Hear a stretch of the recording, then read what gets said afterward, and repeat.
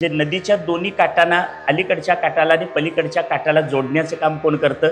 पूल करतो. तसा नाम हे काय आहे? जीवाला ईश्वराशी किंवा जीवाला ब्रह्माशी जोडणारं काय आहे? पूल आहे. म्हणून नाम हे साधन आहे. आता नाम ही नाम साधना ही एक अशी साधना आहे की ती तुमच्या माझ्या संसाराच्या आडवी येत नाही.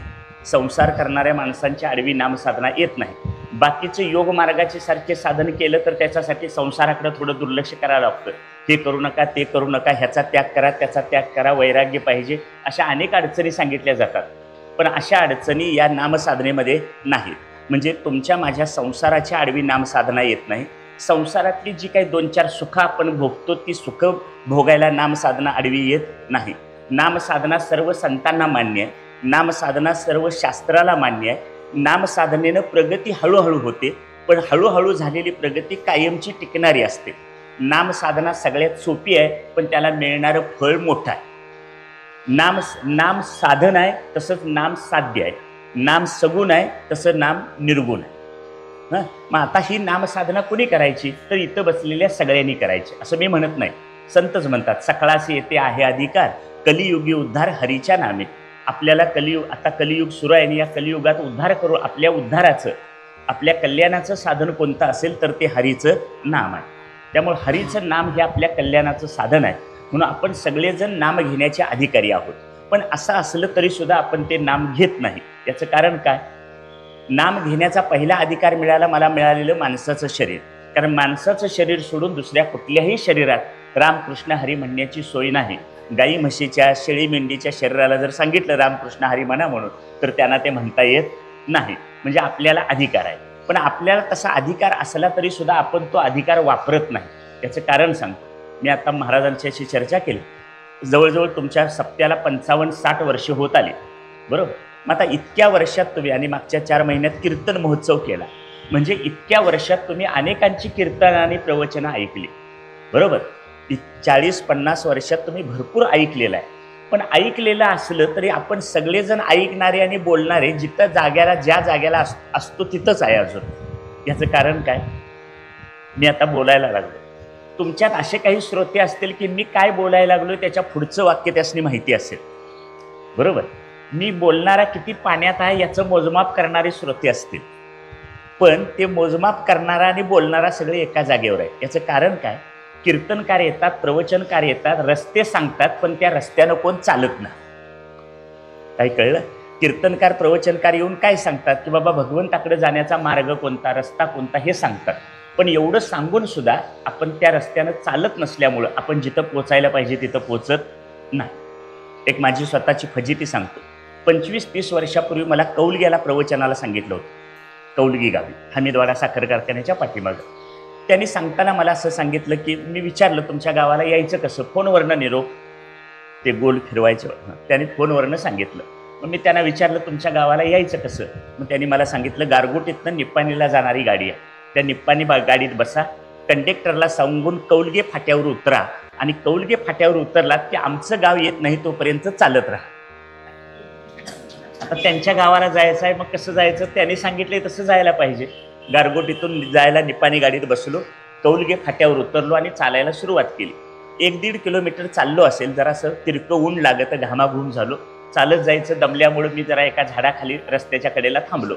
त्या रस्त्याच्या झाडाच्या आतल्या बाजूला दुसऱ्या ओप्यात एक खोप होती, आणि खोपीच्या दारात एक 60-65 वर्षाचे आजोबा यांच्यासारखे बसले होते. 1-2-4 जनावरं असतील. मी त्यांना विचारलं कौलग्याला जायला अजून किती चालायला लागणार? ते काही बोलले नाही. कदाचित त्यांना ऐकू गेलं नसावं म्हणून मी मोठ्यानं ओरडून विचारलं की मला कौलग्याला जायचं आहे, अजून किती चालावं लागणार? तरी ते काही बोलले नाही. 3-4-5 वेळा विचारलं तरी ते काही बोलत नाहीत. म्हटल्यानंतर मी ठरवून टाकलं या म्हाताऱ्याला काय ऐकायला तरी येत नसेल, नाही तर बोलायला तरी येत नसेल. असं ठरवून मी 5-10 मिनटं तिथं झाडाखाली थांबलो आणि नंतर मी चालायला सुरुवात केली. मी एक 10-12 पावलं पुढं टाकली असतील तोपर्यंत ते पाठीमागनं ओरडून मला म्हणाले अजून 1 किलोमीटर चालायला लागलं. मी पुढं टाकलेली 10-12 पावलं तशीच मागं घेतली आणि त्यांच्याजवळ आलो आणि त्यांना म्हटलं आजोबा मगापासून 10 वेळा ओरडून तुम्हाला विचारलं कौलग्याला जायला किती चालायला लागणार, तुम्ही काही सांगितलं नाही आणि आत्ता का सांगता? तर ते मला म्हणाले हे बघ बा, तू अंगावर घातलेल्या कपड्यांच्यावरून तू थोडा शहाणा सुरता असावास असं मला वाटतंय. कशावरनं? ह्या तू घातलेल्या कपड्यांच्या वरून तू थोडा शहाणा सुरता असावास असं मला वाटतंय. एक गोष्ट कायमची लक्षात ठेव, ज्यावेळी अजून किती चालायला लागणार असं तू विचारलंस त्यावेळी तुझे पाय दमलेले होते, म्हणजे ते चालायला तयार नव्हते. अनेक व्यवहारातला नियम आहे, ज्या माणसाचे पाय चालायला तयार नसतात अशा माणसाला रस्ता सांगण्यात काही अर्थ नसतो. रस्ते हे नेहमी चालणाऱ्यांच्यासाठी असतात, बसलेल्यांच्यासाठी नसतात.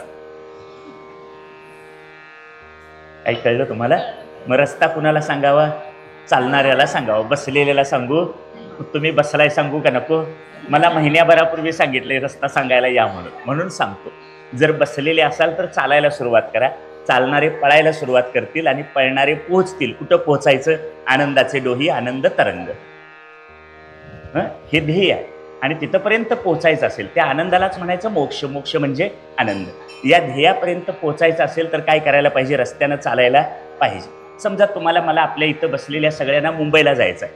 आता मुंबईला जायचं आहे म्हणून इथं देवळात बसलो तर मुंबईला पोहोचू काय?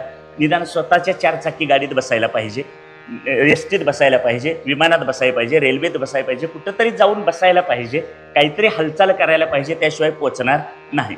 तशी नाम साधना नुसती ऐकून घेऊन सोडून चालणार नाही, ती करायला पाहिजे. उत्तम अधिकारी असतो त्याला ज्ञानाचं साधन सांगितलं, मध्यम अधिकारी असतो त्याला ध्यानाचं साधन सांगितलं, आणि कनिष्ठ अधिकारी असतो त्याला नामाचं साधन सांगितलं. आपण सगळेजण कनिष्ठ अधिकारी आहोत. कनिष्ठ म्हणजे ज्ञानेश्वर महाराज म्हणतात, असोनी संसारी जिव्हे वेगू करी. जरी संसारात असलास तरी जिभेला वेग दे. कशाचा? हरिमुखे म्हणा, हरिमुखे म्हणा. मग आपण सगळेजण कशाचे अधिकारी आहोत? नामसाधनेचे. काही ज्ञानाचे अधिकारी असतात, त्याला उत्तम अधिकारी म्हणायचे. उत्तम अधिकारी म्हणजे काय? काना वचनाची भेटी, सरिसाची पै किरीटी, वस्तू होऊन उठी कवन एकुजो.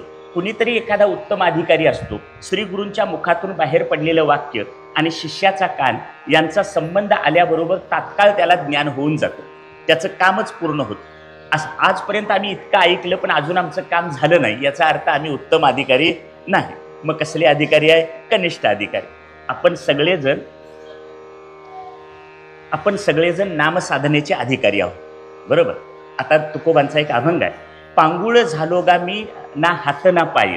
तुकाराम महाराज म्हणतात आपण सगळेजण पांगळे आहोत. ज्याला हातपाय नसतात त्याला पांगळं म्हणतात. मग आम्हाला हातपाय असून सुद्धा पांगळं का म्हटलं असेल? असं पांगळं म्हणण्याचं कारण, आम्हाला साधन माहीत आहेत पण आपण करत नाही. साधन करायला असमर्थ असलेल्या माणसाला काय म्हणतात? पांगळ.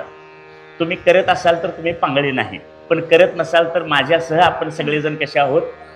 पांगळे आहोत, बरोबर? मग आता हे जे ही नामसाधना सांगितली, ही नामसाधना अतिशय महत्त्वाची आपल्या सर्वांच्यासाठी आहे. आपण त्याचे अधिकारी आहोत. तुकाराम महाराज म्हणतात एका ठिकाणी, नाम संकीर्तन साधन पै सोपे, जळतील पापे जन्मांतरीची. म्हणजे तुम्ही जर नामसाधना केली तर काय होईल? तुमची अनंत जन्मातली पापं जळून जातील. म्हणजे पापं नष्ट होतील. म्हणजे नाम घेतल्याचा पहिला परिणाम पाप निघून जाईल. दुसरा परिणाम, हरिमुखे म्हणा, हरिमुखे म्हणा, पुण्याची गणना कोण करे. म्हणजे पाप नाहीसं होईल आणि पुण्याची वाढ होईल. आणि त्यातलं तिसरं शास्त्रीय वाक्य सांगतो, चित्तशुद्धी होईल. काय होईल? चित्तशुद्ध होईल. म्हणजे 3 फायदे झाले, बरोबर? मग नाम संकीर्तन साधन सोपे, जळतील पापे जन्मांतरीची. मग नाम साधन एवढं सोपं आहे तर सगळेजण का करत नाहीत? कारण नाम मुखात यायला सुद्धा पुण्याची गरज लागते. बहुत सुकृताची जोडी म्हणून विठ्ठल आवडी. विठ्ठलाचं नाम मुखात येण्यासाठी सुद्धा पुण्याची गरज आहे. मग नाम घेतल्याचा परिणाम काय होतो? एक पाप जातं आणि दुसरं पुण्य वाढतं. आणि पुण्य वाढल्याचा परिणाम म्हणून नामसाधना कायमची सातत्यानं चालू राहते. म्हणून नाम, आता एक त्याच्यात शब्द आला, नाम संकीर्तन साधन पै सोपे. सोपं आहे याचा अर्थ सुलभ नाही. सोपं आहे पण सुलभ नाही. एक दृष्टांत सांगतो. आता नाथ महाराजांचे वंशज येणार आहेत नंतर, तर नाथ महाराजांच्या जीवनातला एक प्रसंग आहे. पैठणमध्ये राहणारे नाथ महाराज दुपारच्या वेळी आपलं काहीतरी काम आटोपून आपल्या घरी चालले होते. घरी जाताना त्यांनी रस्त्याच्या कडेला काही वडर समाजाची माणसं दगड फोडताना बघितली. भर दुपारी उन्हात अंगाकडून घामाच्या धारा चाललेल्या असताना यांचं काम चाललंय ते बघून नाथांना खूप दया आली आणि ते म्हणाले, एवढ्या उन्हातानात हे काम कशाला करताय? तुम्ही आम्ही जे उत्तर दिलं असतं तेच त्यांनी दिलं. ते म्हणाले, महाराज हे पोट पाठीमागं लागले, पोटासाठी हे सगळं करावं लागतं. नाथ महाराज म्हणाले, जर पोटाचाच प्रश्न आहे तर तुमचा पोटाचा प्रश्न मी सोडवतो. असं नाथ महाराज का म्हटले? तर ते जहागीरदार होते. म्हणजे पैठणमधल्या नाथ महाराजांच्या वाड्यापासून गोदावरीच्या काठापर्यंतची जमीन त्यांची होती. असं वैशिष्ट्य सांगतात नाथ महाराजांचं की त्यांच्या घरी रोज पुरणपोळी शिजायची. रोज पुरणपोळीचं जेवण होणाऱ्या नाथ महाराजांना 4 माणसांना जेवायला वाढणं काही अडचण नव्हती. म्हणून त्या 7-8 जणांना घेऊन ते आपल्या घरी गेले. 8-10 दिवस ती माणसं तिथं थांबली. 8-10 दिवस ती माणसं त्यांच्याकडे राहिली. नाथाने निरीक्षण केलं, हे काय करतायत? तर रोज जेवतात आणि झोपतात. मग नाथ महाराज त्यांना म्हणाले, तुम्ही जेवता आणि झोपता त्यापेक्षा असं करा, मी तुम्हाला सगळ्यांना एक एक माळ आणून देतो. तुम्ही जेवा पोटभर, थोडीशी झोप घ्या आणि उरलेल्या वेळेत नंतर नामसाधना करा. नाथांचं हे म्हणणं ऐकल्याबरोबर त्यांच्या म्होरक्यानं संध्याकाळी मिटिंग घेतली त्यांची 7-8 जणांची आणि म्हणाले, ह्यांच्या घरी फुकटचं जीवन नामसाधना करायला कोणी सांगितले, त्यापेक्षा दगड फोडलेली बरी. म्हणून त्यांनी दुसऱ्या दिवशीपासून दगड फोडायला निघून गेले. मग नामसाधना सोपी कशी? नामसाधना सोपी आहे, पण मुखात नाम यायला एवढी पुण्याई असल्याशिवाय मुखात नाम येत नाही. पुढे म्हणतात ना ज्ञानेश्वर महाराज, हरी उच्चारणी अनंत पापराशी जातील लयासी क्षण मात्र. सगळी पाप जळून जातील किंवा नाहीशी होतील. तुम्हाला सांगू का एक वाक्य? नाम साधना म्हणजे खोड रबर आहे. म्हणजे आपल्याला खोड रबर माहिती आहे, आपण काहीतरी लिहिलं पेनानं पेन्सिलनं लिहिलं आणि काही चुकलेलं असलं तर ते खोडण्यासाठी कशाचा वापर करतात? खोड रबरचा वापर करतात. खोड रबर वापरला की ते सगळं नाही होऊन जातं, म्हणजे पुसून जातं आणि कागद स्वच्छ होतो. तसं आपलं रोजचं जीवन जगत असताना आपल्याकडून जे काही बरं वाईट होईल ते घडलं की लगेच रामकृष्ण हरी म्हणायचं. रामकृष्ण हरी म्हणजे खोड रबर आहे.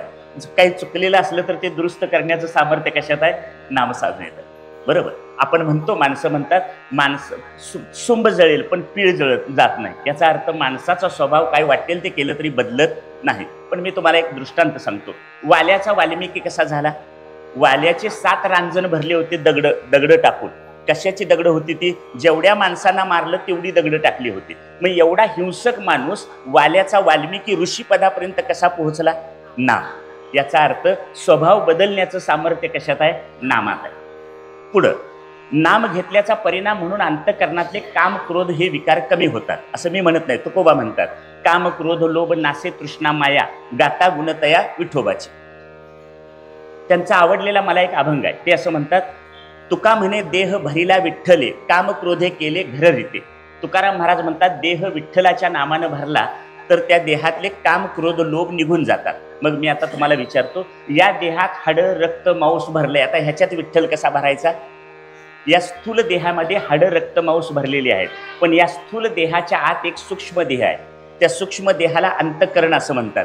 त्या अंतःकरणातच आमचे सगळे काम क्रोध हे विकार राहायला आलेत. खरं तर आम्ही त्यांना जागा द्यायला नको पाहिजे होती, पण आम्हाला न जुमान ते बळजबरीनं आमच्या घरात राहायला आले. आता त्यांच्या घरातनं काढायचं झालं तर ती जात नाहीत. मला वर्तमानपत्रात वाचून माहिती आहे, कोल्हापुरात काही कुळ काढणारे दादा लोक राहतात. म्हणजे कसं, समजा माझं 2 जाप्त्याचं घर असलं तर एका बाजूला मी राहतो, एका बाजूला कुळाला देतो. मग कुळ एक माझ्या मुलामुलीचं लग्न असेल किंवा मला जागा वापरायची असेल तर मी कुळाला सांगतो घर खाली करा. मग ते म्हणतात 5 वर्ष झालं नियमानं भाडं देतोय, आता मला कुठं घर मिळायचं, मी काय आता जाणार नाही. मग मी कुळ काढणाऱ्या दादाकडे जातो. त्याला 1-2 हजार रुपये दिले की तो कुळ काढणारा दादा कुळाला धाक धपडशा दाखवतो, भीती दाखवतो, मारहाण करतो आणि कुळ काढतो. दगड मातीच्या घरातलं कुळ काढायला कोल्हापुरातला दादा चालेल, माझ्या अंतःकरणाच्या घरातलं कुळ काढायला कुठला दादा आणायला पाहिजे? पंढरपुरातला. तुका म्हणे देह भरिला विठ्ठले काम क्रोधे केले घर रीते. खरं तर तुकाराम महाराज कोणती इयत्ता पास झाल्याचा उल्लेख त्यांच्या चरित्रात नाही. 1ली पास झाले, 2री पास झाले, 3री पास झाले असा कुठं उल्लेख नाही. पण त्यांनी लिहिलेल्या त्यांच्या मुखातून जे 4-4.5 हजार अभंग बाहेर पडले, त्या अभंगांच्या अर्थ लावताना आता विद्यापीठातल्या प्राध्यापकांना सुद्धा जमत नाही. PhD करणाऱ्यांना तुकोबांच्या अभंगांचे अर्थ लावणं जमत नाही. असं का झालं? एका अशिक्षित अडाणी शाळा न शिकलेल्या माणसाच्या मुखातून हा शास्त्रार्थ कसा काय बाहेर पडला? त्याचं उत्तर तुकोबानेच दिलंय. न कळे ते कळो येईल उगले नामे या विठ्ठले एकाचिया. न दिसे तो दिसो येईल उगले नामे या विठ्ठले एकाचिया. न बोलो तो बोलो येईल उगले नामे या विठ्ठले एकाचिया. न भेटे तो भेटो येईल उगले नामे या विठ्ठले एकाचिया.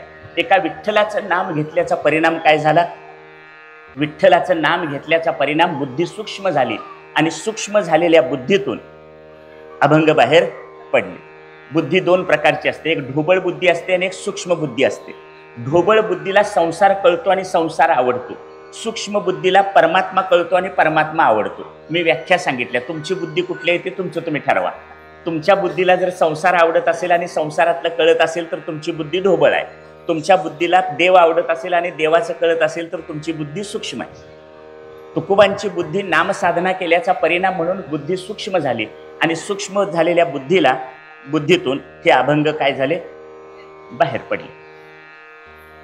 जुन्या काळात रेडिओवर एक भुपाळी लागायची. आता रेडिओच ऐकायला मिळत नाही, त्यामुळे ते काय समजत नाही. भुपाळी अशी होती, पहाटेच्या या प्रहरी म्हणा हरी हरी, तुका म्हणे जन्मावरी ठेवा तुळस मंजिरी. जर तुम्ही पहाटे उठून हरी हरी म्हटलं तर तुम्ही जन्मावर तुळस ठेवल्यासारखी होईल. ज्या एखाद्या गोष्टीवर तुळस ठेवणं याचा अर्थ काय होतो, त्याच्याशी असलेला आपला संबंध तोडणं एक अर्थ. दुसरं, त्या वस्तू किंवा व्यक्ती असेल त्याच्यावरचा आपला मालकी हक्क संपुष्टात येणं, असा तुळस ठेवण्याचा अर्थ आहे. उदाहरणार्थ, माझा कुणाच्या व्यवसायाशी त्यातून ते काय मिळवतात याच्याशी माझा काही वैरवाद नाही, फक्त दृष्टांत म्हणून सांगतो. आपल्याकडे सत्यनारायणाची पूजा असते. पूजेत मध्ये श्रीकृष्णाची मूर्ती, आजूबाजूला नारळ केळी फळं मांडलेली असतात. पूजा सांगायला आलेले भटजी गुरुजी काका काय असतील ते आम्हाला सांगतात की या नारळ केळी फळांच्यावर एक एक तुळशीचं पान ठेवा गोष्टी सुरू करायच्या अगोदर. असं सांगितलं की तुम्ही त्यातल्या नारळ केळी फळांच्यावर तुळशीचं पान ठेवलं की त्याच्यावरचा तुमचा हक्क संपला आणि कुणाचा सुरू झाला म्हणायचं नाही. हा तसा हा एक अर्थ. त्याचा अर्थ तुम्ही नारळ केळी फळं कितीही महागातल्याने चांगली असली तरी त्याच्यावर एकदा तुमच्या घरात पूजेत तुम्ही तुळशीपत्र ठेवलं की त्याच्यावरची तुमची मालकी संपली. आपल्या देशाचा इतिहास सांगतो की या देश पारतंत्र्यात होता आणि देशाला स्वातंत्र्य मिळवण्यासाठी या देशातल्या अनेक तरुणांनी घरादारावर तुळशीपत्र ठेवलं. म्हणजे काय केलं, घरादाराचा त्याग केला. तिसरा मुद्दा, मी 25-30 वर्षापूर्वी पंढरपूरला गेलो आणि गळ्यात तुळशीची माळ घातली. आता मी कशावर तुळशीपत्र ठेवलं म्हणायचं, कशावर ठेवलं, देहावर ठेवलं. मग आता देहावर तुळशीपत्र ठेवल्याबरोबर त्याच्याशी आपला काही संबंध तुटत नाही, कारण अनंत जन्माचे संस्कार आहेत. हे शरीर म्हणजे मी आहे आणि त्यामुळं तो संस्कार सहजासहजी जात नाही. पण माळ घातलेल्या पहिल्या वर्षात जर नाही निर्णय झाला तर निदान माळेची 25 वर्ष होत गेल्यानंतर 25व्या वाढदिवसाला तरी एखाद्या निर्णयापर्यंत पोचायला पाहिजे. कुठला, देह जाऊ अथवा राहू पांडुरंगी दृढभाव. आता तुकाराम महाराज त्याच्या पुढे पाय टाकून म्हणतात, पहाटेच्या या प्रहरी म्हणा हरिहरी, तुका म्हणे जन्मावरी ठेवा तुळस मंजिरी. जर तुम्ही पहाटे उठून हरिहरी म्हणालात तर तुम्ही जन्मावर तुळस ठेवल्यासारखी होईल. जन्मावर तुळस ठेवणं याचा अर्थ जन्माशी असलेला आपला संबंध तोडून टाकणं. ज्याचा जन्माशी असलेला संबंध तुटतो फक्त त्याचाच मरणाशी असलेला संबंध तुटतो. कारण आम्हाला मरावं का लागतं, जन्माला आल्यामुळं. जन्माला काय यावं लागतं, मेल्यामुळं, बरोबर. आणि तुमच्या माझ्या जीवनात सगळ्यात मोठी भीती कशाची आहे, मरणाची. मी वाघाला भीत नाही, सिंहाला भीत नाही, पण भीतो कशाला, मरणार. 25व्या वर्षी असा हात हलवून म्हणतात मी मरणाला भीत नाही, पण हळूहळू 50-60 झालं की आवाज हळूहळू काय होतो, कमी येतो. मग आता मरणाची भीती वाटत असेल तर मरणाच्या भीतीतनं सुटायचा उपाय काय, उपाय आहे जन्माला यायचं नाही. जन्माला यायचं नसलं तर काय करायचं, पहाटे उठून हरिहरी म्हणायचं. पहाटेच्या या प्रहरी म्हणा हरिहरी, तुका म्हणे जन्मावरी ठेवा तुळस मंजिरी. समर्थ रामदास स्वामी ते म्हणतात, प्रभाते मनी राम चिंतित जावा. प्रभाते म्हणजे सकाळी उठल्याबरोबर रामाचं चिंतन करावं. रामाला एक समानार्थी शब्द आहे चाप पाणी. चाप म्हणजे धनुष्यबाण आणि पाणी म्हणजे हात. ज्याच्या हातात धनुष्यबाण आहे त्याला चाप पाणी म्हणायचं. मग आता प्रभाते मनी राम चिंतित जावा याचा अर्थ सकाळी उठल्याबरोबर रामाचं चिंतन करा, म्हणजे चाप पाण्याचं चिंतन करा. पण मी कुणाचं चिंतन करतोय सांगू, चहा पाण्याचं. कशाचं चिंतन आहे, 7 वाजायला आले, 8 वाजायला आले, ह्या घरात काय आम्हाला किंमत राहिली नाही, 8 वाजले तरी अजून चहा मिळाला, असं सुनेबरोबर भांडायला लागतंय हा मला. याचा अर्थ काय झाला, मी प्रभाते सकाळी उठल्याबरोबर कुणाशी चिंतन करायला पाहिजे, रामाचं करायचं, चाप पाण्याचं करायला पाहिजे. पण मी करतो चिंतन कुणाचं, चहा पाण्याचं, बरं. आणि तुकाराम महाराज म्हणतात, मुखी नाम हाती मोक्ष, ऐसी बहुतांची साक्ष. तर पुढे जा, परितयापाशी पांडवा, मी हरपला गिवसावा. हरवलं, आता देव हरवलेला आहे का, देव हरवलेला नाही. पण ज्ञानेश्वर महाराजांनी देव हरवल्याची कल्पना केली ती तुमच्या आमच्यासाठी. हरवलेला देव सापडतो. आता सापडतो कसा, त्यासाठी नामसाधना सांगितली. पण देव खरंच हरवला म्हणजे हरवला याचा अर्थ अस्तित्वातच नाही काय, अस्तित्वात आहे पण आम्हाला तो सापडत नाही. तुमच्या आपल्या सगळ्यांच्या घरात 4 कार्ड आहे. आधार कार्ड आहे, पॅन कार्ड आहे, आणखी कुठलं क्रेडिट कार्ड आहे, मतदान कार्ड आहे, अशी 4 कार्ड आहेत. मी आत्ताच्या आत्ता तुम्हाला सांगितलं ह्यातल्या एका कार्डाची झेरॉक्स काढून घेऊन या जावं. किती जणांच्या घरात सापडतील? याचा अर्थ ती घरात नाहीत काय? आहेत.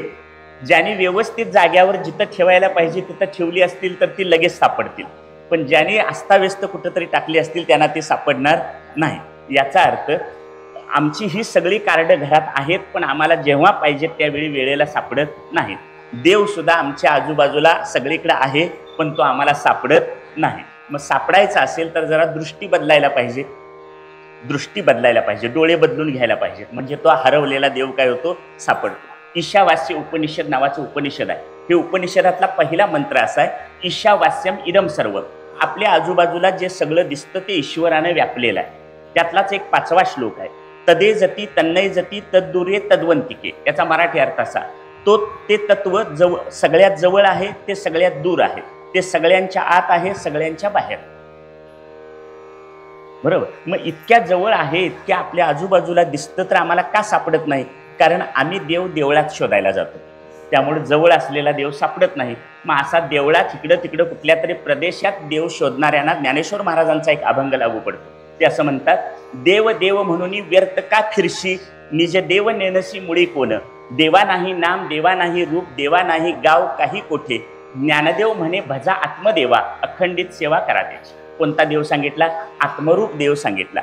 आणि देव देव म्हणून व्यर्थ का फिरशी, देव देव म्हणून इकडे तिकडे कशाला फिरतोस? पूर्वेकडं पश्चिमेला, पश्चिमेकडून पूर्वेला, सपाट जागेवरून डोंगरदरीत, डोंगरदरीतनं सपाट जागेत धावाधाव केल्याशिवाय, घामाघूम झाल्याशिवाय, 4 पैसे संपल्याशिवाय देव मिळणार नाही. हा तुमचा आमचा समज ज्ञानेश्वर महाराज इथं खोडून काढतात. देव देव म्हणून व्यर्थ का फिरशी, निज देव नेनेसी मुळी कोण. निज म्हणजे आपला, खरा देव कोण आहे तुला कळत नाही. देवा नाही नाम, देवा नाही रूप, देवा नाही गाव काही कोठे. ज्ञानदेव म्हणे भजा आत्मदेवा. कोणता देव सांगितला? आत्मरूप देव. तेच ज्ञानेश्वरीची पहिली ओवी आहे. ओम नमोजी आद्या वेद प्रतिपाद्या जय जय स्वसंवेद्या आत्मरूपा. आता हाच देव आणखी एका 9व्या अध्यायात सांगितला, तैसा हृदयामध्ये मी रामू, असता सर्व सुखाचा आरामू, परिभ्रांतासी कामू विषयावरी. मी प्रत्येकाच्या हृदयात रामरूपानं आहे. आता हृदय शब्दाचा अर्थ संत साहित्यात जिथं जिथं हृदय असा शब्द येतो तिथं हृदय शब्दाचा अर्थ शरीराच्या डाव्या बाजूला असणारं, धडधडणारं, रक्त शुद्ध करणारं, रक्त शुद्ध करण्यात अडचणी आल्यामुळं अटॅक येणारं हे हृदय नाही. हृदय शब्दाचा अर्थ आहे अंतःकरण. हृदय म्हणजे काय? अंतःकरण. मी प्रत्येकाच्या अंतःकरणात रामरूपानं आहे, प्रत्येकाच्या अंतःकरणात आहे. हृदयात म्हणजे कुठं? अंतःकरणात. ह्या एकाच अंतःकरणाची कामानुसार 4 नावं पडतात. अंतःकरण जेव्हा संकल्प विकल्प करतं तेव्हा त्याला मन म्हणायचं. अंतःकरण जेव्हा एखादा निश्चय करतं तेव्हा त्याला बुद्धी म्हणायचं. अंतःकरण एक चिंता आणि चिंतन करतं तेव्हा त्याला चित्त म्हणायचं. आणि अंतःकरण जेव्हा मी मी आणि माझं माझं म्हणतं तेव्हा त्याला अहंकार म्हणायचं. घरात एक स्त्री आहे, आजूबाजूला 4 माणसं आहेत. त्या स्त्रीची एक माणूस म्हणतो ही माझी पत्नी आहे, दुसरा म्हणतो ही माझी आई आहे, तिसरा म्हणतो ही माझी ताई आहे, चौथा म्हणतो ही माझी मावशी आहे. म्हणजे एकच स्त्री, पण तिच्या आजूबाजूला असणाऱ्या 4 माणसाशी तिचे नातेसंबंध काय आहेत? वेगवेगळे आहेत. तसं एकच अंतःकरण आहे, पण त्यांची कामं बदलली की नावं बदलतात. मन, बुद्धी, चित्त आणि अहंकार. एकाच अंतःकरणाची हे 4 पदर आहेत. आता तैसा हृदयामध्ये मी राहून याचा अर्थ मी प्रत्येकाच्या अंतःकरणात रामरूपानं आहे, आत्मा रामरूपानं आहे. तुकोबांचा अभंग आहे, साठविला हरी जिही हृदय मंदिरी, त्याची सरली एरझार झाला सफळ संसार. हृदय मंदिरी. हृदय म्हणजे कुठं? अंतःकरण. आता ज्ञानदेवांची मला आवडलेली एक छान ओवी, एरवी सर्वांच्या हृदय देशी मी अमुका आहे ऐसी, बुद्धीस्पुरे अहर्निशी ते वस्तुगामी. खरं तर अगदी किल्ली असावी ज्ञानेश्वरीतली अशी ओवी. एरवी सर्वांच्या हृदय देशी म्हणजे प्रत्येकाच्या अंतःकरणात सतत मी आहे, मी आहे, मी आहे असं सतत भान असतं. मी नाही असं कधीही होत नाही. मी आपल्या असण्याची सतत जाणीव असते. अद्वैत मकरंद नावाचा एक ग्रंथ आहे, त्यातलं एक सूत्र आहे, अहम अस्मी सदा भामी. म्हणजे मी आहे, मी आहे याचं सतत आपल्याला भान असतं. मी नाही असं कधी होत नाही. आपण म्हणतो घरात डाळ नाही, घरात तांदूळ नाही, घरात तेल नाही, घरात गॅस नाही, घरात लाईट नाही, पण हे सगळं नाही म्हणणारं कोणतरी घरात असतं का नाही? हे कुणीतरी असल्याशिवाय या बाकीच्या गोष्टी नाहीत असं सांगता येत नाही. या सगळ्या गोष्टी नाहीत हे सांगायलासाठी कुणीतरी असावं लागतं. आपल्या असण्याची सतत आपल्याला जाणीव असते. या शुद्ध जाणीवेलाच देव म्हणतात. ठीक आहे, तुम्हाला आम्हाला आपण सगळेजण मोठे वयस्कर आहोत म्हणून आम्हाला जाणीव असते असं नाही. पाळण्यातल्या 1 महिन्याच्या मुलापासून घरातल्या 100 वर्षाच्या माणसापर्यंत सगळ्यांना आपल्या अस्तित्वाची जाणीव असते. पाळण्यातलं मूल 3 कारणाने रडतं. त्यातलं पहिलं कारण भूक लागल्यावर रडतं, दुसरं कारण दुपटं ओलं झालं असलं तर रडतं, आणि तिसरं कारण असं आहे, त्याला सांगायचं असतं मी पाळण्यात झोपलोय म्हणून घरातल्या माणसांनी नुसतीच कामं करत बसू नका, मी या घरात आहे याची आठवण ठेवा, म्हणून ते रडतंय. कुणीतरी मला घ्या, मला कुणीतरी काय करा, मला कडेवर घ्या, मी आपला पाळण्यात झोपलोय म्हणून सगळेजण कामात राहू नका, आम्ही या घरात आहोत याची जरा दखल घ्या, यासाठी ते रडतंय. मुलाच्या रडण्याची 3 कारण. त्याला अकारण रडणं म्हणतात. काही कारण नाही, पण त्याला जाणवून द्यायचं असतं की या घरात मी आहे. आणि घरातला एखादा वयोवृद्ध 90, 95, 100 वयोवृद्ध माणूस आहे, त्यांचं मत काय असतं की घरातल्या तरुण पोराने भले जग जिंकायला जावावं, पण जाताना मला सांगून जावं, आणि संध्याकाळी परत आलो, चला संध्याकाळी परत आलो की केवढं जग जिंकलं ते अगोदर मला सांगावं. पण अडचण अशी होती की आमची ही नवी पिढी हे काही सांगत नाही, ती जिला सांगायचं असतात तिलाच सांगतात.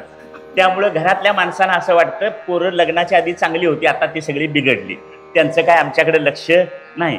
अरे आम्ही या घरात आहोत, आमच्या अस्तित्वाची थोडी तरी जाणीव ठेवा. आणि जर तुम्ही अशी जाणीव नाही ठेवली तर त्यांना वाटतं आम्हाला काही आता घरात किंमत राहिली नाही.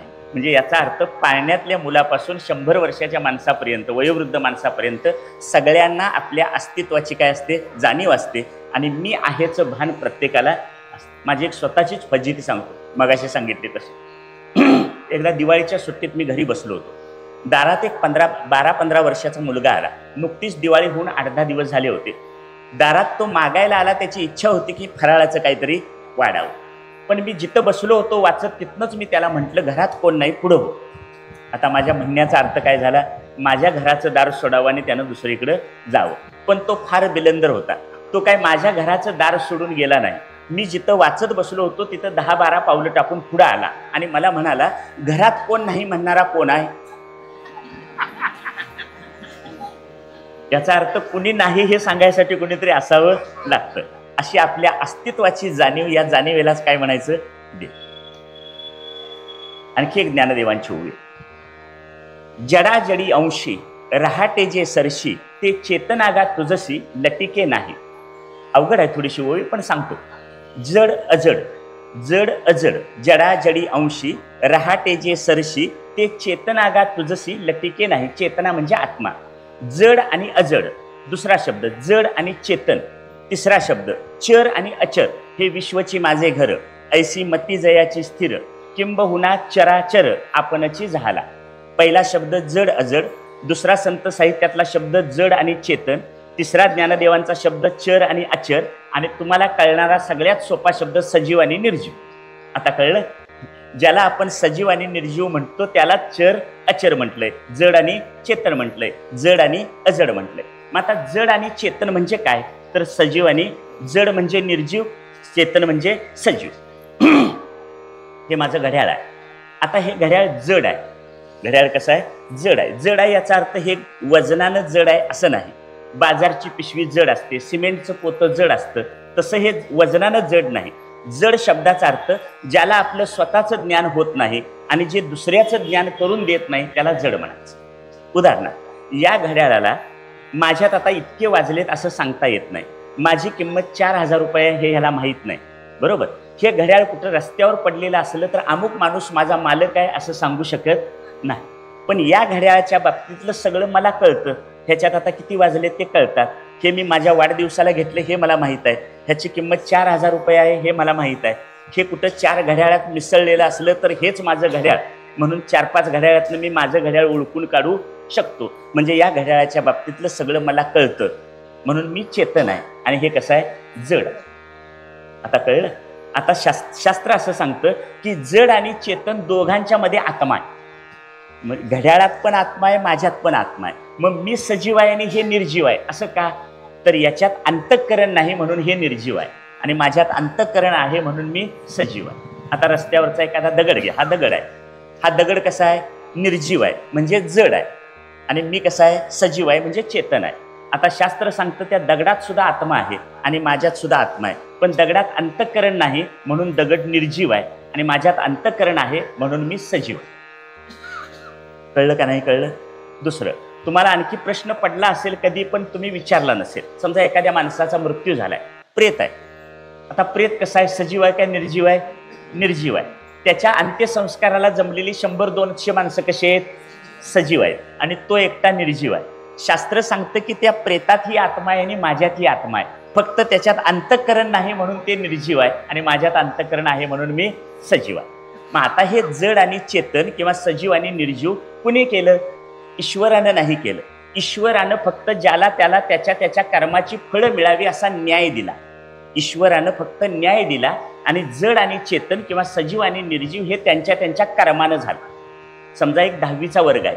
कोल्हापूर जिल्ह्यातल्या मुलांचे 10वीचे 12वीचे पेपर सांगली जिल्ह्यात तपासायला गेले. आता सांगलीतल्या पेपर तपासणाऱ्यांचा त्यांचा आपल्या गावातल्या जिल्ह्यातल्या पोरांशी काही संबंध नाही, पण 10वीच्या एका वर्गातल्या 25 मुलांपैकी 22 मुलं पास झाली आणि 3 मुलं नापास झाली. मला सांगा, 22 पास आणि 3 मुलांना नापास पेपर तपासणाऱ्यानं केलं का पोरं त्यांच्या त्यांच्या कर्मानं पास नापास झाली? आता कळलं तुम्हाला? पोरांना पास नापास पेपर तपासणाऱ्यानं केलं नाही, पोरं त्यांच्या त्यांच्या कर्मानं पास आणि नापास झाली. ज्याने चांगला अभ्यास केला होता, पेपर व्यवस्थित लिहिला होता, ती पास झाली. ज्याने टंगळामंगळ केली होती, अभ्यासाकडे लक्ष दिलं नव्हतं, ती नापास झाली. म्हणजे त्यांना त्यांच्या कर्माची फळं मिळाली. मग एखादा दगड, तो दगड का झाला तर त्याला त्याच्या कर्माचं फळ मिळालं. त्या दगडात सुद्धा अनेक कर्माचे प्रकार आहेत. काय होतं, एका दगडाची पायरी होते, त्याच्यावर हजारो लोक पाय ठेवून जातात. एका दगडाची मूर्ती होते, त्याला हजारो लोक नमस्कार करतात. म्हणजे 2 दगडांचं सुद्धा कर्म भाग्य वेगवेगळं आहे. फरक बरोबर आहे का चूक आहे? एका दगडाची पायरी होते, त्याच्यावर हजारो लोक पाय ठेवून जातात, आणि एका दगडाची मूर्ती होते, त्याला हजारो लोक नमस्कार करतात. म्हणजे 2 दगडांच्या भाग्यात सुद्धा कर्मात काय आहे? फरक. बरोबर. मग आता हे जड आणि चेतन कुणी निर्माण केलं तर त्यांच्या त्यांच्या कर्मानं झालं. मग आता हे जड चेतन किंवा सजीव निर्जीव निर्माण करून ईश्वर कुठं गेला का? ईश्वर कुठं गेला नाही. उपनिषद असं सांगतात, त्यानं आकाश निर्माण केलं, तो आकाशात शिरला. त्यानं वायू निर्माण केला, तो वायूत शिरला. त्यानं पाणी निर्माण केलं, तो पाण्यात शिरला. आता ह्याचं काय म्हणणं आहे? पाण्यात शिरला म्हणजे काय? आम्ही उन्हातानातनं आलो, थंडगार पाणी प्यालो, मनाला समाधान वाटलं. हे पाण्यात समाधान आलो कुठून? त्याच्यात कोण आहे? सच्चित आनंद रूप असलेला परमात्मा त्या पाण्यात आहे, म्हणून पाण्यामुळे काय मिळालं? समाधान मिळालं. आपण सकाळी आंघोळ करतो, आंघोळीच्या वेळी पाण्याचा थेंब सुद्धा अंगावर राहत नाही, पाणी अंगावरून निघून जातं, पण आपण सगळे शरीर मनानं ताजेतवाने होतो. हा ताजेतवानेपणा शरीर मनाला कुठून मिळाला? त्या पाण्यातल्या परमात्म्यामुळे मिळाला. बरोबर. त्यानं वायू निर्माण केला आणि तो वायूत शिरला. आता इथं थंडगार वाऱ्याची झुळूक येते. असं कधी वाटलं काय? वायू निर्माण केला म्हणजे कडक उन्हात आपण बसलेलो असताना किंवा काम करत असताना थंडगार वाऱ्याची झुळूक अंगाला लागून गेल्याबरोबर कुणाची आठवण यायला पाहिजे? वायूची आठवण यायला पाहिजे. येते काय? चांगलं, बरोबर सांगितलं. येत नाही. यावी का येऊ नये? यायला पाहिजे. आणि असं मी म्हणत नाही, ज्ञानेश्वर म्हणतात, अवचित परिमळू झुळकला आळू माळू, मी म्हणे गोपाळू आलागे माये. अवचित म्हणजे अचानक. अचानक कुठून तरी एक वाऱ्याची झुळूक आली आणि मला असं वाटलं की अरे गोपाळ आला की काय? गोपाळ म्हणजे कोण? श्रीकृष्ण.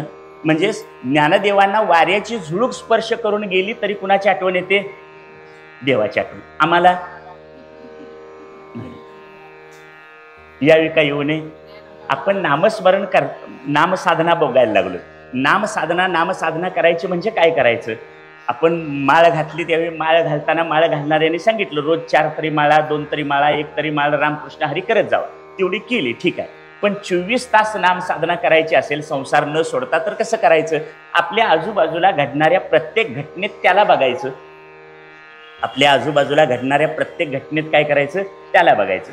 आता हृदयात राम आहे म्हणजे आतला राम कळला. आता बाहेरचा राम बघायचा असेल तर आपल्या आजूबाजूला घडणाऱ्या घटनेत बघितला पाहिजे. म्हणजे वाऱ्याचा स्पर्श झाला, झुळझुळ वाहणाऱ्या वाऱ्यातही तोच आहे, आणि एखाद्या घरावरचं पत्र उडवून देणाऱ्या वादळ वाऱ्यात सुद्धा कोण आहे? तोच. बरोबर.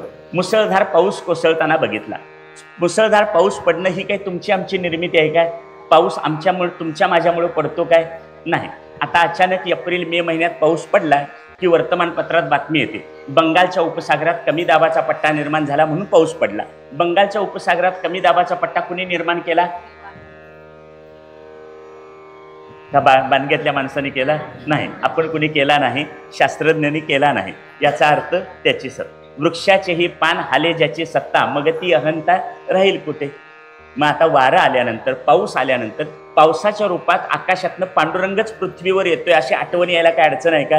पाऊस बघितल्यावर लाऊडस्पीकर लावून पांडुरंग आला असं काय कुणाला सांगायचं नाही. आपल्या मनातल्या मनात आठवण यावी. पाऊस बघितला तरी कुणाची आठवण? पांडुरंगाची आठवण यावी. नामसाधना झाली. म्हणजे आपल्या आजूबाजूला घडणाऱ्या प्रत्येक घटनेत त्याला काय करायचं? बघायचं. 10व्या अध्यायात एक अध्याय आहे, विभूती योग नावाचा योग आहे. विभूती योग म्हणजे आपल्या आजूबाजूला जे काही भव्य दिव्य दिसतं त्या सगळ्यांच्या मध्ये मी आहे असं भगवान श्रीकृष्ण सांगतात. त्यात पहिलं सांगितलं त्यांनी, अक्षर ही माझी विभूती आहे. आता ज्ञानेश्वरीत अक्षर आहेत, गाथेत अक्षर आहेत, भागवतात अक्षर आहेत. मग हे ग्रंथ वाचत असताना त्या अक्षराशी माझा संबंध येतो. म्हणजे कुणाशी संबंध आला? देवाशी संबंध आला. म्हणजे अक्षराच्या रूपात कुणाचं दर्शन झालं? देवाचं. ज्ञानेश्वरी ही ज्ञानदेवांची वाङ्मय मूर्ती आहे. भगवद्गीता ही भगवान श्रीकृष्णांची वाङ्मय मूर्ती आहे. भागवत ही भगवान श्रीकृष्णांची वाङ्मय मूर्ती आहे. म्हणजे त्या ग्रंथांचा स्पर्श, त्या ग्रंथांचं दर्शन हे सुद्धा देवाचं काय आहे? दर्शन. अक्षर ही माझी विभूती आहे. समुद्र ही माझी विभूती आहे म्हणतात. मग समुद्र, अथांग पसरलेला समुद्र बघितला, त्यात उठणाऱ्या लाटा बघितल्या. समुद्र ही काही तुमची आमची निर्मिती आहे का? मग समुद्राचं अथांग रूप बघितल्या, त्यातल्या मोठ्या लाटा बघितल्यावर देवाची आठवण यायला काय अडचण आहे का? यावी का येऊ नये? किती काय? उद्यापासून यायला पाहिजे. बरोबर. भगवान श्रीकृष्ण म्हणतात, पर्वत ही माझी विभूती आहे. मेरू पर्वत. आता मेरू पर्वत आम्हाला माहित नाही, हिमालय पर्वत तरी माहिती आहे. कधी समजा काश्मीरला गेलो, हिमालय पर्वताचं भव्य दिव्य रूप बघितलं, तिथं उभा राहून आपला एक फोटो काढला. आता हा कुणाबरोबर फोटो काढला म्हणावा? हिमालयाबरोबर काढला का पांडुरंगाबरोबर काढला? बरोबर, सरळच आहे. म्हणजे हिमालयाचं रूप बघितल्यानंतर सुद्धा कुणाची आठवण यावी? देवाची आठवण यावी. बरोबर.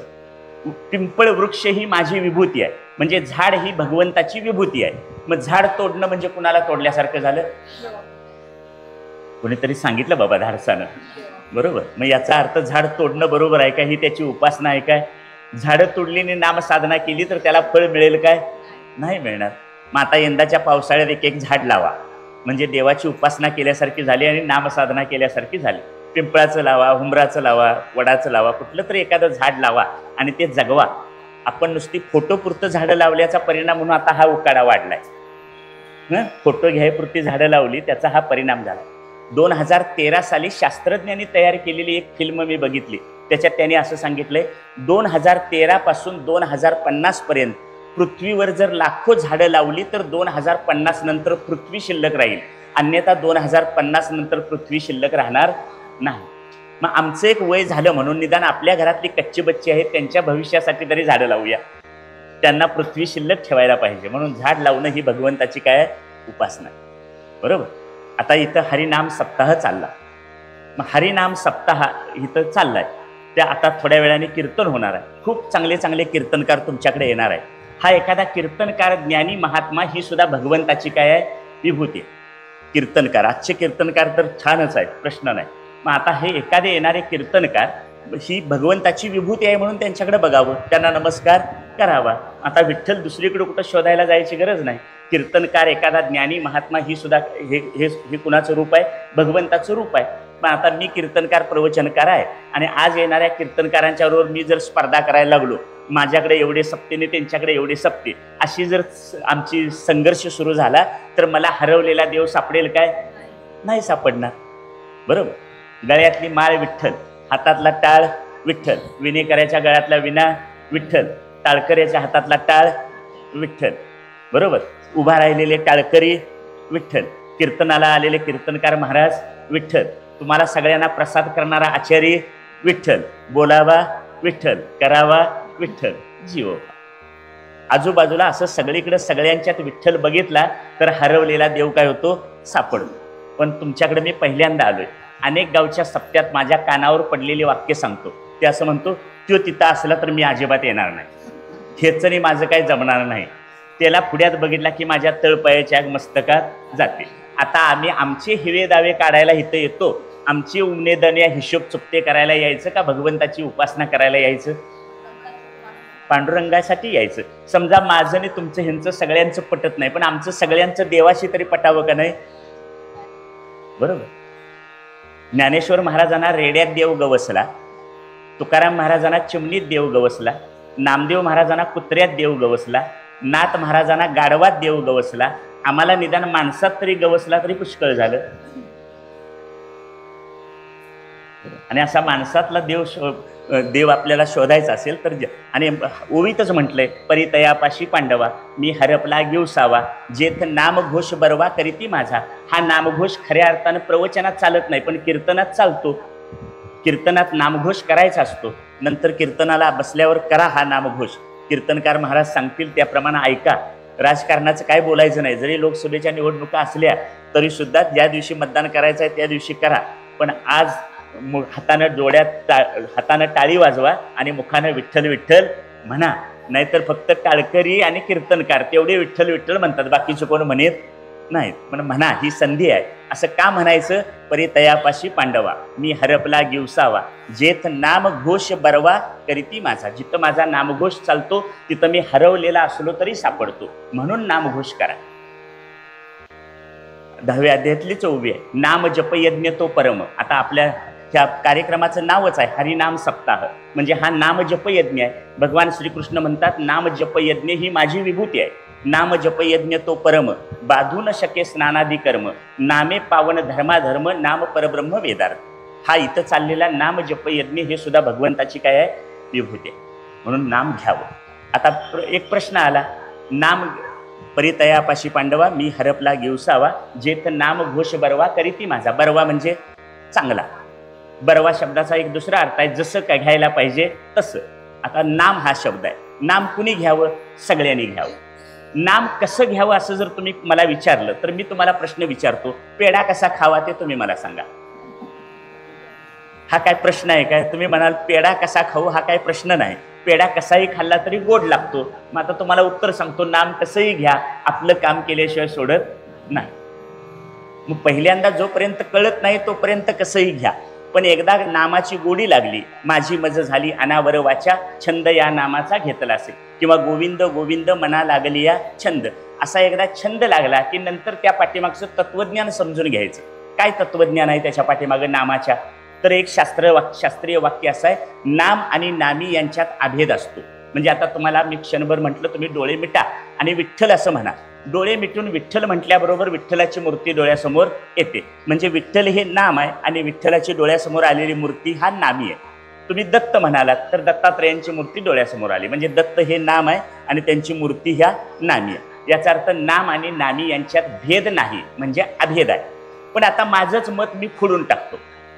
कसं बघा, भाकरी हा शब्द आणि भाकरी दोन्ही एकच आहे काय? भाकरी हा शब्द वेगळा आणि भाकरी हा पदार्थ वेगळा. जर दोन्ही एकच असतं तर भाकरी भाकरी म्हटल्यावर माझं पोट भरायला पाहिजे होतं, पण नुसतं भाकरी भाकरी म्हणून पोट भरत नाही. याचा अर्थ भाकरी हा शब्द वेगळा आणि भाकरी हा पदार्थ वेगळा. विस्तव हा शब्द वेगळा, विस्तव हा पदार्थ वेगळा. विस्तव असं म्हटल्यामुळं माझ्या जिभेला चटका बसतो काय? विस्तव हा शब्द कागदावर लिहिला म्हणून कागद जळतो काय? नाही. मग नाम आणि नामी यांच्यात अभेद आहे हे कसं काय? तरी सुद्धा मी सांगितलेलं वाक्य बरोबर आहे. कारण विस्तव आणि भाकरी हे जड पदार्थ आहेत. मगाशी सांगितलं लक्षात. विस्तव आणि भाकरी हे कसे आहेत? जड पदार्थ आहेत. घड्याळ जड आहे, विस्तव जड आहे, भाकरी जड आहे. म्हणून ते पदार्थ जड असल्यामुळं त्यांच्यात नाम आणि नामी संबंध लागू पडत नाही. बरोबर. पण आता इथे हे सर बसले, त्यांना मी त्यांचं नाव घेऊन हाक मारली तर ते मला ओ देतील. पण मी इथं आहे आणि ते कोल्हापुरात आहेत, ओ देतील काय? नाही दे. का देणार नाही? तर एखाद्या माणसाचं व्यक्तिमत्व किंवा त्याचं अस्तित्व हे परिच्छिन्न आहे. परिच्छिन्न म्हणजे तुम्ही आम्ही सगळेजण एका वेळी एका काळी एकाच ठिकाणी आहोत. म्हणजे तुम्ही आम्ही आता सगळेजण बाणग्यात आहोत, याचा अर्थ कोल्हापुरात, पुण्या, मुंबईत कुठेही नाही. म्हणजे आम्ही एका काळी एका वेळी एकाच ठिकाणी असतो. भगवंत सर्व वेळी सर्व काळी सर्व ठिकाणी आहे. भरला घनदाट हरी दिसे, त्रिभुवन संचलेया विठ्ठलेगा. समर्थ रामदास स्वामी म्हणतात, रीता ठावया राघवाविन नाही. राघव म्हणजे राम, रामाशिवाय मोकळी जागा नाही. ह्यांना मी इकडं सरका म्हटलं तर हे सरकतील, पण देवाला असं म्हणता येईल का तू जरा तिकडं सरक? का? कारण सरकायला मोकळी जागाच नाही. भरला घनदाट हरी दिसे, जिकडं जिकडं म्हणून आकाश जसं व्यापून आहे तसा हरी सर्वत्र भरलेला आहे. त्यामुळं यांना मी जरा इकडं सरकून बसा तिकडं सरकून बसा म्हटलं तर ते सरकतील, कारण त्यांचं अस्तित्व परिच्छिन्न आहे. पण भगवंत सगळीकडे भरून असल्यामुळं देवा हरीला मात्र इकडं तिकडं कुठं सरक म्हणता येत नाही. याचा अर्थ आपण एका वेळी एका काळी एका ठिकाणी असतो, भगवंत सर्व वेळी सर्व काळी सर्वत्र आहे. म्हणून तुम्ही कुठेही बसून त्याला हाक मारली, नाम घेतलं तर ते त्याला ऐकू जातं आणि त्याचा प्रतिसाद मिळतो. तो आम्हाला सतत फोन करतोय. कोण? देव. भगवंत आम्हाला सतत फोन करतो, पण आपण बाहेरच्या माणसांचे फोन घेण्यात एवढे व्यग्र आहोत की त्याच्या फोनकडे आमचं लक्षच नाही. तो आतून सांगतोय बाबा मी आत आहे, मी आहे, मी आहे, पण त्याचा फोन घ्यायला आम्हाला सवड नाही. बाकीच्यांच्याबरोबर बरंचसं बोलायचं असतं, त्यामुळे त्याच्याकडे लक्ष नाही. त्याचं अस्तित्व आहे नाम. दुसरा एक मुद्दा ज्ञानदेव सांगतात, कृष्ण विष्णू हरी गोविंद या नामाचे निखिल प्रबंध माझी आत्मचर्चा विशद उदंड गाती.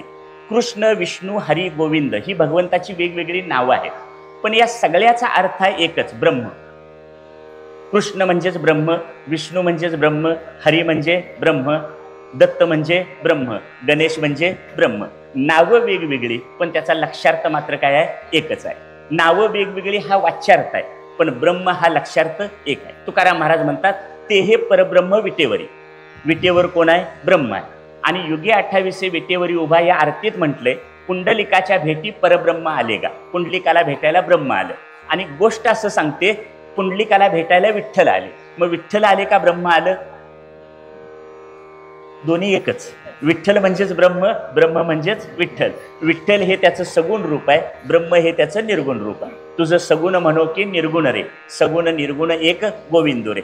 सगुण निर्गुण तुझं म्हणे वेद, तुका म्हणे भेद नाही नामी. विठ्ठल म्हणजेच ब्रह्म, ब्रह्म म्हणजेच विठ्ठल. हा वाच्यार्थ आहे आणि तो एक लक्षार्थ आहे. एक दृष्टांत सांगतो. असाच एका लग्न समारंभाला मी गेलो होतो. नवरा नवरीमध्ये होती. त्याच्या आजूबाजूला त्यांचे जे कोण करवली त्यांची गर्दी होती. मी मागं उभा राहिलो. माझ्यासारखे लग्नाला उशिरानं आलेले माझ्या मागं उभा राहिले. अक्षता सुरू झाल्या. नवरा नवरीच्या जवळ जी होते त्यांनी टाकलेल्या अक्षता त्यांच्या नवरा नवरीच्या डोक्यावर पडल्या. मी टाकलेल्या माझ्या मध्ये लोक होती त्यांच्या डोक्यावर पडल्या. माझ्या मागं जी होती त्यांनी टाकलेल्या माझ्या डोक्यावर पडल्या. म्हणजे 2000 माणसं लग्नाला होती, त्यातल्या 1000 जणांच्या डोक्यावर अक्षता पडल्या. मला सांगा, लग्न कुणाचं लागलं? नवरा नवरीचं. बरोबर आहे. म्हणजे त्या मांडवात त्या वेळेला त्या मुहूर्ताला ज्यांचं होतं त्यांचंच लागलं. त्या 2000 माणसांनी टाकलेल्या अक्षता ह्या त्यांच्यासाठीच टाकलेल्या होत्या. तसं राम म्हणा, कृष्ण म्हणा, हरी म्हणा, विठ्ठल म्हणा, दत्त म्हणा, सगळ्याचा अर्थ ब्रह्म. ते हे परब्रह्म विटेवरी. परितयापाशी पांडवा मी हरपला गिवसावा, जेथ नाम घोष बरवा करीती माझा. आता नाम बघितलं, घोष असा एक शब्द आला. भगवान श्रीकृष्णाने शंखाचा घोष केला. महाभारतात भगवद्गीतेच्या पहिल्या अध्यायात आहे. त्यांनी काय केला? शंख वाजवला. घोष 3 प्रकारचा आहे. एक नामाचा घोष आहे, दुसरा शंखाचा घोष आहे आणि तिसरा ओंकाराचा घोष आहे. घोष करायचा म्हणजे मोठ्यानं घ्यायचं. जेव्हा ओंकाराचा मोठ्यानं घोष केला जातो, शंख मोठ्यानं वाजवला जातो, तेव्हा सगळ्या आतली फुफ्फुसं आंतड्यांच्या सकट सगळीजण कामं करतात आणि शरीरातला सगळा कण आणि कण काय होतो? जागा होतो. म्हणून मोठ्यानं नाव घ्यावं. शहरात ही फार अडचण आहे, पण आपण खेड्यापाड्यात आहात, आपल्याला आजूबाजूला आपल्याला ऐकू येईल एवढ्या मोठ्यानं नाम घेता येतं. आणि शेतात गेलात तर कुणाचीच अडचण नाही, जोरात ओरडायचं रामकृष्ण हरी म्हणून. असं मी म्हणत नाही, ज्ञानेश्वर महाराजांनी सांगितलंय, रामकृष्ण टाहो नित्य फोडी. टाहो फोड म्हणजे काय? कर, मोठ्यानं ओरड. आम्ही टाहो फोडत नाही असं नाही, पण घरातलं कोणतरी गेलं की टाहो फोडतो. आम्ही टाहो फोडतो, पण घरातलं कोणीतरी गेलं प्रिय व्यक्ती की आपण टाहो फोडतो. इथं कुणाला टाहो, कशासाठी टाहो फोडायला सांगितलंय? देवाच्या नावानं, रामकृष्ण हरी, रामकृष्ण हरीचा टाहो फोडायला सांगितलं. मोठ्यानं नाम घेतलं की ते अंगात भिंत, अंगातला कण आणि कण जागा होतो आणि एकाग्रता व्हायला मदत होते. आणि एकाग्रता झाल्यानंतर घेतलेल्या नामाला चांगलं फळ मिळतं. म्हणून मोठ्यानं घ्यावं. नाम मोठ्यानं घेणं हे वैखरी वाणीचं काम आहे. या मुखाला वैखरी वाणी म्हणतात. अनेक वर्ष मोठ्यानं नाव घेतलं की ते हळूहळू कंठात उतरतं, त्याला मध्यमा वाणी म्हणतात. कंठात अनेक वर्ष घेतलं की ते हळूहळू हृदयात उतरतं, त्याला पश्यंती म्हणतात. आणि हृदयात दीर्घ काळ घेतलं की ते हळूहळू बेंबीच्या देठापर्यंत येतं, त्याला परावाणी म्हणतात. म्हणजे मोठ्यानं नाम घेत घेत घेत हळूहळू काय उतरलं पाहिजे? आत परावाणीपर्यंत नाम पोहोचलं पाहिजे आणि ते पोहोचतं. संत चोखामेळा नाव माहिती आहे तुम्हाला? चोखामेळ्यांचं जर वर्णन करायचं ठरवलं तर चोखामेळ्यांच्या एवढा गरीब माणूस आज बाणग्यात कोणी नाही. मी पहिल्यांदा येऊन सांगतो, इतके ते गरीब होते, हलक्या मागास जातीचे होते, त्यामुळे देवळात सुद्धा प्रवेश नव्हता. मोलमजुरीला जात होते. काय करायचे? मोलमजुरीला.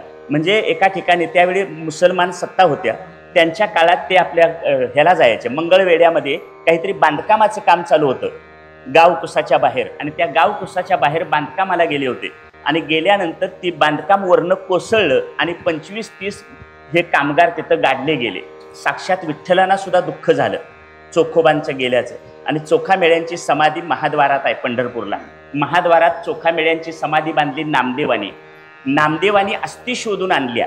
चोखामेळ्यांच्या अस्थी त्या दगड मातीच्या ढिगाऱ्यात कशा शोधायच्या याची खूण विठ्ठलाने सांगितली.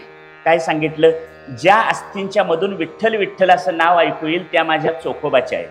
नामदेवानी त्या 25-30 मृतदेहांच्या मधनं चोखोबांच्या 5-7 अस्थी मिळाल्या, त्या शोधून आणल्या आणि त्यांची समाधी तिथं बांधली.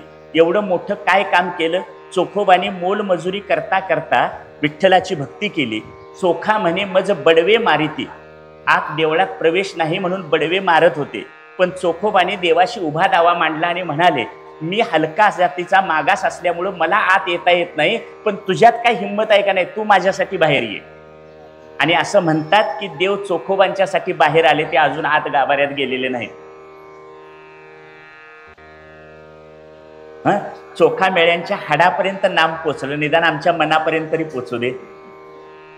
जनाबाईच्या गोवऱ्या विठ्ठल विठ्ठल म्हणायच्या, म्हणजे पोटातला विठ्ठल ओठात आला, ओठातला बोटात आला आणि बोटातून तो शेणात उतरला, म्हणून गोवऱ्या विठ्ठल विठ्ठल म्हणायच्या.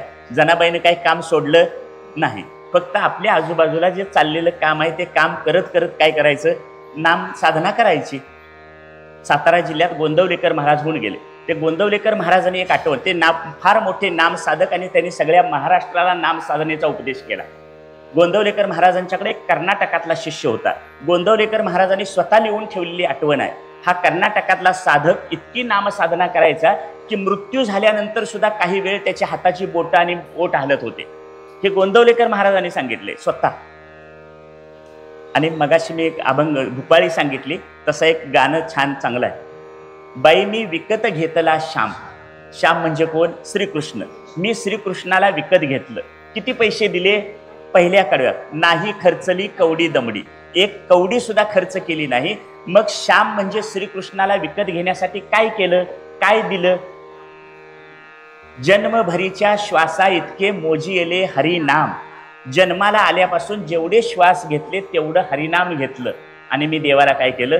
विकत घेतलं. म्हणून मी सुरुवातीलाच नामसाधनेबद्दल सांगितलं. नामसाधना संसाराची आडवी येत नाही. संसारातली काय 2-4 सुखं असतात ती भोगण्याची आडवी येत नाही. नामसाधना सर्व संतांना मान्य आहे. नामसाधना सर्व शास्त्रांना मान्य आहे. आणि नामसाधना हळूहळू पण चांगली प्रगती करून देते आणि मोठं फळ देते. नामसाधनेला सोपी समजून दुर्लक्ष करणं म्हणजे पायावर दगड मारून घेण्यासारखं आहे. नामसाधना म्हणजे सरकारी दवाखाना आहे. खरं आम्हाला सरकारी दवाखान्यानं बरं वाटत नाही. 5 रुपयाचा कागद, पांढऱ्या 4 गोळ्या देतात, त्यानं काही बरं वाटत नाही. पण कोल्हापूरला जाऊन 500 रुपयाचा कागद काढला की औषध घ्यायच्या आधी बरं वाटतंय. पण त्यांनी दिलेल्या औषधात सरकारी दवाखान्यातलीच मूळ औषधं असतात, हे तुम्हाला माहीत नाही. तसं नामसाधना ही सरकारी दवाखान्यासारखी आहे.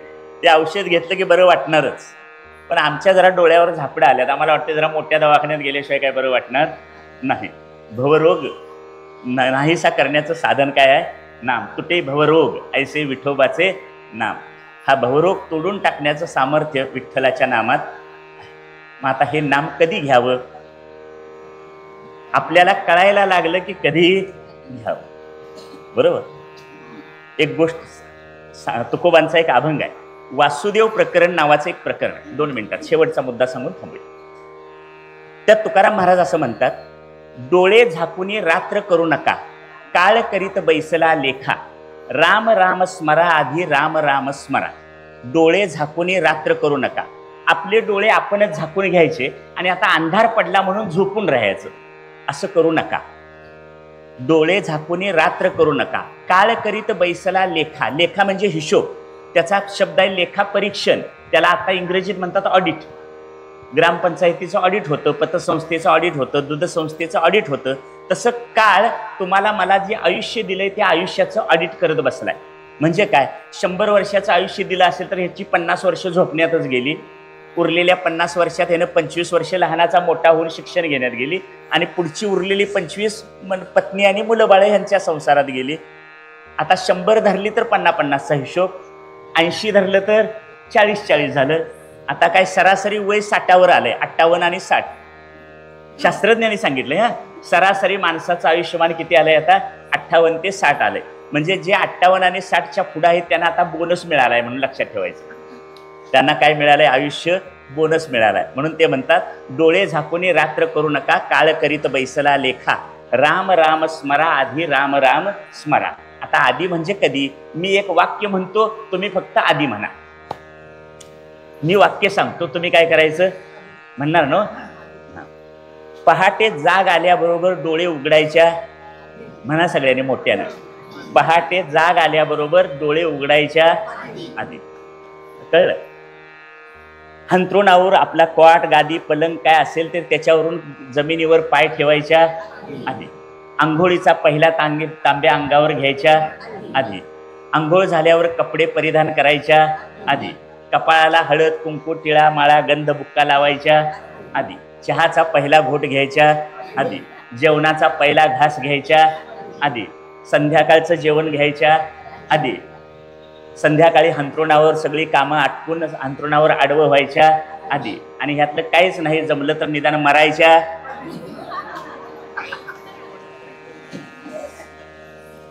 डोळे झाकून रात्र करू नका, काळ करीत बैसला लेखा, राम राम स्मरा आधी राम राम स्मरा. तुम्ही आणि त्याच्यात वाढवा. शेतात पाय ठेवायच्या आधी, शेताखंड घरात पाय ठेवायच्या आधी. असं आणि जोडून घ्यायचं. म्हणजे आपलं प्रत्येक काम सगळं नामाशी जोडलं की नामसाधना होते. त्याच्यासाठी वेगळा वेळ काढायची गरज नाही. पण या नामसाधनेला फळ मिळायचं असेल तर काही पथ्य पाळावी लागतात. मी दवाखान्यात गेलो सर्दी खोकल्यासाठी. डॉक्टरांनी सांगितलं ह्या गोळ्या 3 वेळेला घ्या आणि 4 दिवस तिखट तेलकट आंबट खाऊ नका. म्हणजे गोळ्या पण घ्या आणि पथ्य पण पाळा.